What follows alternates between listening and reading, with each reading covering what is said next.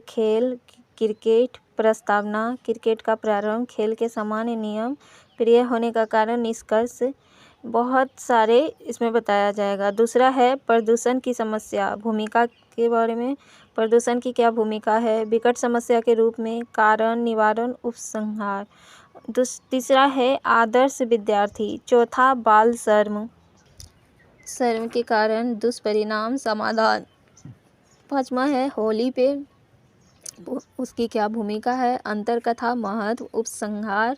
वार्षिक परीक्षा में प्रथम आने पर अपने मित्र को बधाई देते हुए लिखिए। तो चलिए आपको दिखाते हैं कैसे लिखना है।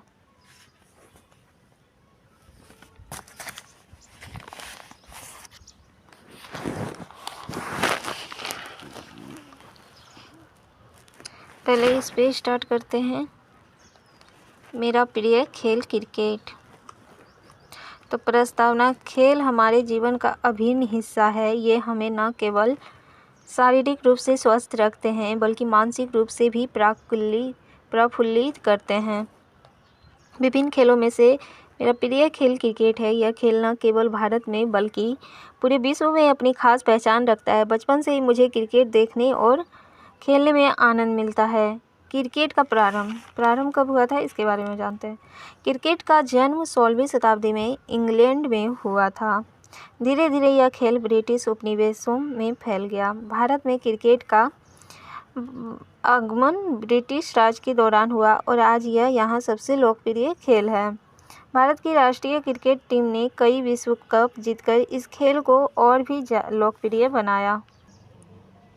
ये नंबर बिठा कर मेन पॉइंट को कैप्चर करते हुए लिखते जाएंगे। खेल के सामान्य नियम।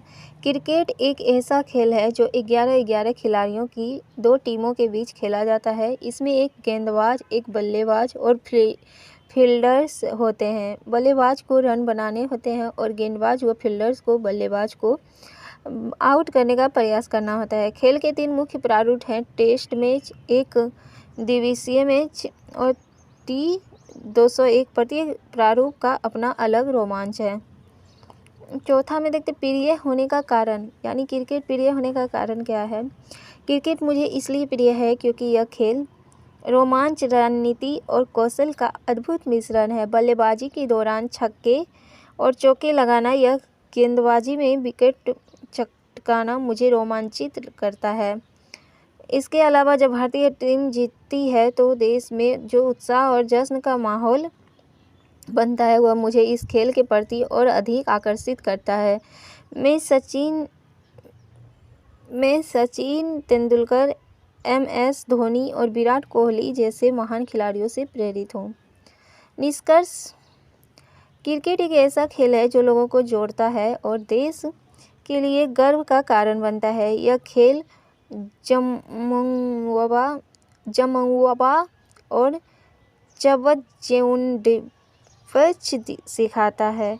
चाहे देखने का अनुभव हो या खेलने का, क्रिकेट हर बार नई ऊर्जा और उत्साह से भर देता है। इसलिए क्रिकेट हमेशा मेरा प्रिय खेल रहेगा। अब देखते हैं प्रदूषण की समस्या पे। तो प्रदूषण की समस्या, लेकिन उसकी भूमिका क्या है। प्रदूषण का अर्थ है प्राकृतिक संतुलन में दोष पैदा होना, न शुद्ध वायु मिलना, न शुद्ध जल मिलना, न शुद्ध खाद्य सामग्री मिलना, न साथ वातावरण मिलना।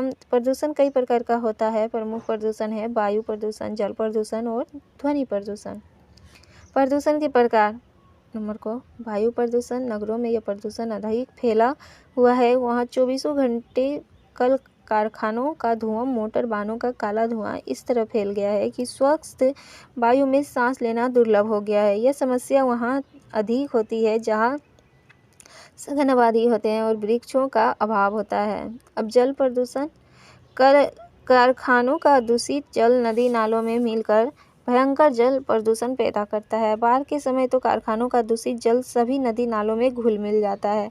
इससे अनेक बीमारियां पैदा होती हैं। ध्वनि प्रदूषण में क्या, मनुष्य को रहने के लिए शांत वातावरण चाहिए, परंतु आजकल कारखानों का शोर, यातायात का शोर, मोटर गाड़ियों की चिल्ला, लाउडस्पीकरों की कर्णभेदक ध्वनि ने बहरेपन और तनाव को जन्म दिया है। विकट समस्या के रूप में विकट समस्या के रूप में। उपयुक्त प्रदूषण के कारण मानव के स्वस्थ जीवन को खतरा पैदा हो गया है। खुली हवा में लंबी सांस लेने तक को तरस गए हैं। आदमी गंदे जल के कारण कई बीमारियों फसलों में चली जाती हैं, जो मनुष्य के शरीर में पहुंचकर घातक बीमारियां पैदा करती है। पर्यावरण प्रदूषण के कारण न समय पर वर्षा होती है, न सर्दी गर्मी का चक्र ठीक चलता है। सूखा, बाढ़, ओला आदि प्राकृतिक प्रकोपों का कारण भी प्रदूषण है। कारण प्रदूषण क्यों होता है? उसके कारण प्रदूषण को बढ़ाने में कारखानों, वैज्ञानिक साधनों का अधिकाधिक उपयोग, फ्रिज, कूलर, वातानुकूलन ऊर्जा संयंत्र आदि दोषी हैं। वृक्षों को अंधाधुंध काटने से मौसम का चक्र बिगड़ा है। घनी आबादी वाले क्षेत्रों में हरियाली न होने से भी प्रदूषण बढ़ा है। अब इसका निवारण कैसे होगा? विभिन्न प्रकार के प्रदूषणों से बचने के लिए चाहिए कि अधिक से अधिक वृक्ष लगाए जाए, हरियाली की मात्रा अधिक हो, सड़कों के किनारे घने वृक्ष हो, आबादी वाले क्षेत्र खुले हो, हवादार हो, हरियाली से ओतप्रोत हो। कारखानों को आबादी से दूर रखना चाहिए और उनसे निकले प्रदूषण मल को नष्ट करने के उपाय किए जाने चाहिए। उपसंहार: अगर हमें अपनी आगामी पीढ़ी को एक साफ, सुरक्षित और जीवनदायिनी पर्यावरण देना है तो हमें इस दिशा में कठोर कदम उठाने होंगे। दोस्तों, अब दूसरा है आदर्श विद्यार्थी। एक आदर्श विद्यार्थी कैसे होते हैं? तो नंबर 1 में ब्रैकेट में देते जाएंगे प्रस्तावना। विद्यार्थी का अर्थ है विद्या पाने वाला। आदर्श विद्यार्थी वही है जो सीखने की इच्छा से ओतप्रोत हो, जिसमें ज्ञान प्राप्त करने की गहरी ललक हो। विद्यार्थी अपने जीवन में सर्वाधिक महत्व विद्या को देता है। आदर्श विद्यार्थी के गुण: विद्यार्थी का सबसे पहला गुण है जिज्ञासा। वह नए नए विषयों के बारे में नित नई जानकारी चाहता है। वह केवल पुस्तकों और अध्यापकों के भरोसे ही नहीं रहता, अपितु स्वयं मेहनत करके ज्ञान प्राप्त करता है। सच्चा छात्र श्रद्धावान होता है। कहावत भी है, श्रद्धावान लभते जानम, श्रद्धाभात ही ज्ञान पा सकते हैं। प्राचीन कालीन एवं आधुनिक विद्यार्थी: प्राचीन काल के विद्यार्थी नैतिक मूल्यों और गुरु शिष्य परंपरा के प्रतीक थे, जबकि आधुनिक विद्यार्थी तकनीकी कौशल, वैज्ञानिक दृष्टिकोण और आधुनिक जीवन शैली के परिचायक हैं। दोनों ही युगों में शिक्षा का महत्व अमूल्य रहा है, लेकिन उसकी विधि और उद्देश्य समय के साथ बदल गए हैं। निष्कर्ष: आदर्श छात्र फैशन और ग्लैमर की दुनिया से दूर रहता है। वह सादा जीवन जीता है और उच्च विचारों मन में धारण करता है। जो छात्र बनाव, श्रृंगार, मन और सपाटा चस्केबाजी आदि में आनंद लेते हैं, वे विद्या के लक्ष्य से भटक जाते हैं। अब देखते हैं कि बाल श्रम क्या है, बाल श्रम की क्या भूमिका है। तो इसका आंसर होगा, इस पे निबंध लिखते हैं। भूमिका: बाल श्रम हमारे देश और समाज के लिए बहुत ही गंभीर विषय है। आज समय आ गया है कि हमें इस विषय पर बात करने के साथ साथ अपनी नैतिक जिम्मेदारियों भी समझनी होगी। बाल मजदूरी को जड़ से उखाड़ कर फेंकना होगा। हमारे देश के लिए आज एक चुनौती बना हुआ है, क्योंकि बच्चों के माता पिता ही बच्चे से कार्य करवाने में लगे हैं। आज हमारे देश में किसी बच्चे को कठिन कार्य करते हुए देखना आम बात हो गई है। बाल श्रमिक से अभिप्राय: जब कोई बच्चे को उसके बाल्यकाल से वंचित कर उन्हें मजबूरी में काम करने के लिए विवश करते हैं, उसे बाल श्रम कहते हैं। बच्चों को उनके परिवार से दूर रखकर उन्हें गुलामी की तरह पेश किया जाता है। बाल श्रम के कारण: बाल मजदूरी का सबसे बड़ा कारण है, मजबूरी का सबसे बड़ा कारण है हमारे देश में गरीबी का होना है। गरीब परिवार के लोग अपनी आजीविका चलाने से असमर्थ होते हैं, इसलिए वे अपने बच्चे को बाल मजदूरी के लिए भेजते हैं। शिक्षा के अभाव के कारण अभिभावक यही समझते हैं कि जितनी जल्दी बच्चे कमाना सीख जाए, उतना ही जल्दी उनके लिए अच्छा होगा। कुछ अभिभावक के माता पिता लालची होते हैं, जो कि स्वयं कार्य करना नहीं चाहते और अपने बच्चों को चंद रुपयों के लिए कठिन कार्य करने के लिए भेज देते हैं। दुष्परिणाम: बाल श्रम के अनेक नकारात्मक परिणाम होते हैं, जो बच्चों के जीवन को गंभीर रूप से प्रभावित करते हैं। सबसे पहले, बाल श्रमिकों को शिक्षा का अवसर नहीं मिलता है,